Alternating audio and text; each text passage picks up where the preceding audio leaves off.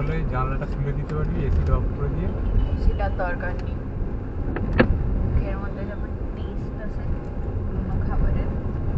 হ্যাঁ, এবার বলবি কোন দিক কিনবি, এসব কিচিমিচি লাগছে জায়গাটা, সোজাই যেতে হবে, তাই তো? সোজাই আছে, শুধু একটু ঘোরা আছে, সোজাটা যেতে। না না, এখানে কি ক্রস করে সোজাই তো? হ্যাঁ, ওটা সেটাই। সোজা।